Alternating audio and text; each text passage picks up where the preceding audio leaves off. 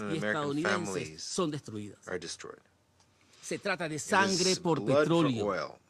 Sangre por petróleo Blood no es for una oil is propuesta not noble, a noble es proposition. It indigna is y es unworthy and inaceptable. unacceptable. Guerra por War for petróleo es la oil is a propuesta de death la muerte, sentence. la misma que le The same ofrecieron a one Irak, offered to a Iraq, Siria, Syria, a Libia y a Libya, tantos and otros. so many others. La conducta del gobierno The behavior of estadounidense the U.S. confirma la government cínica confirms the frase de la cynical phrase of the propaganda de las propaganda guerras por for petróleo que wars for afirma, oil, which states that, cito, and I es quote, lamentable que "It is Dios unfortunate that God haya puesto has el placed the petróleo de oil los of the Estados United Unidos States en el in the territorio territory de of otras other naciones." nations." Fin de la cita. End of quote.